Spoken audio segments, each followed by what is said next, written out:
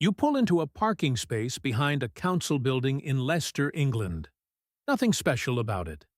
Faded tarmac, painted lines, the kind of spot people fill up on a normal Tuesday without a second thought.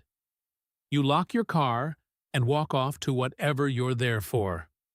You have no reason to think about what's underneath your feet. Because nobody does. Nobody has thought about it in over 500 years. But directly beneath that parking space was a king.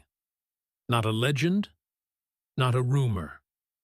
An actual king of England, buried without a coffin, without a headstone, forgotten so completely that people parked their cars on top of him for decades. And when archaeologists finally went looking, what they found in the ground did more than locate a body. It rewrote what we thought we knew about how he died. Start with who was missing. Richard III was the last Plantagenet king of England, and he died at the Battle of Bosworth Field on August 22, 1485, the last English king ever killed in combat. After the battle, his body was taken back to the city of Leicester and buried by Franciscan friars at a church called Greyfriars. Contemporary and near-contemporary chroniclers, including the Italian writer Polydore Virgil, describe the burial as hurried and without much ceremony, fitting for a king whose own side had just lost the throne. That's clue count, the running tally we'll build through this video, starting with 1. A documented burial site, recorded by name, in a city that everyone at the time knew about. Here's how a king's grave gets lost. In 1538, Henry VIII ordered the dissolution of the monasteries across England, and Greyfriars Church was torn down along with hundreds of others. Over the following centuries, the site was built over, rebuilt, and repurposed so many times that the exact location of the old church became a mystery even to historians. By the 20th century, part of that ground had become a municipal car park, owned by Leicester City Council. Clue count moves forward. 1 king, 1 church, 1 location, buried under modern asphalt and completely unmarked. Here's where it gets stranger.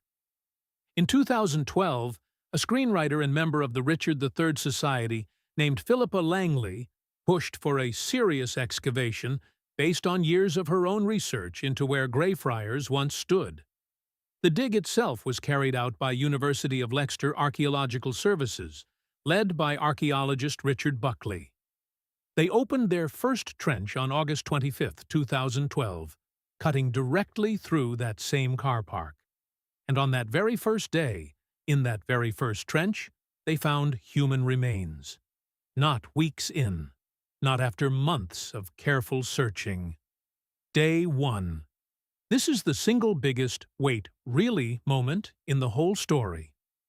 The skeleton was found close to a parking space that had, at the time, a painted letter R, marking a reserved spot for a council employee.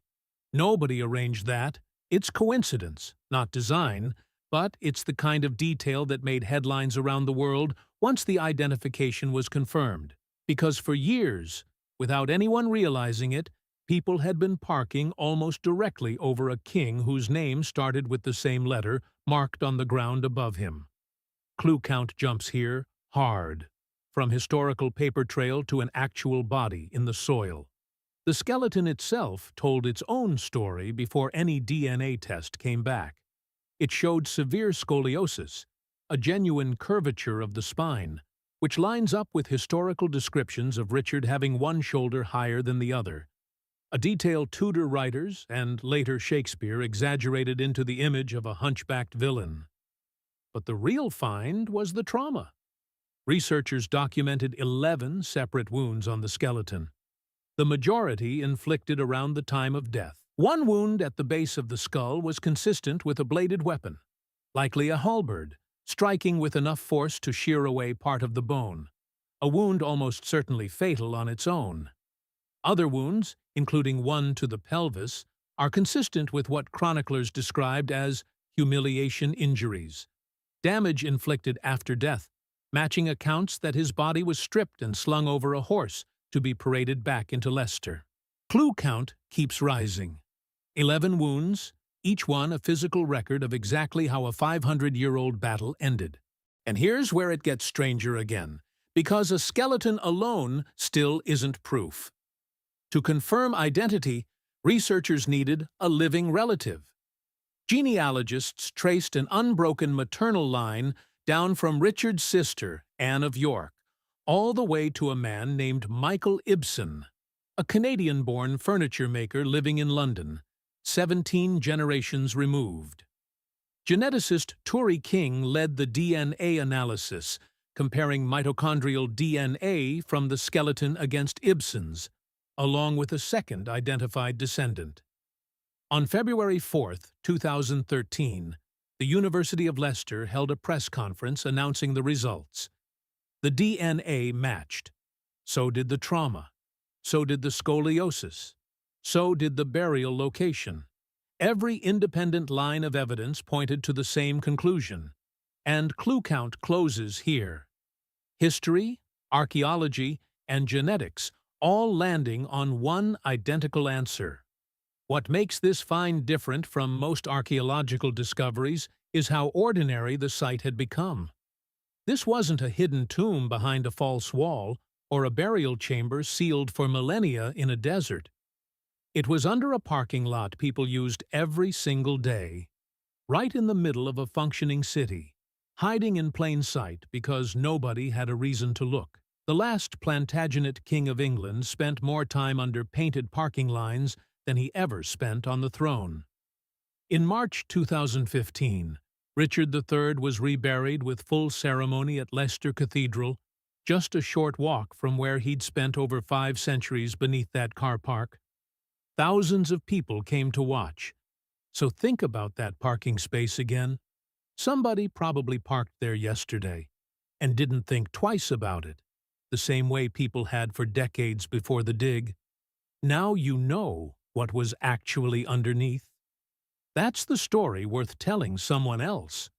Not just that they found a king, but that he'd been there the entire time, a few feet under everyday concrete, waiting for someone to finally ask the right question about the ground beneath their feet. If a king can go missing for 500 years under a parking lot in the middle of a city, it makes you wonder what else is sitting under our streets right now, completely unnoticed.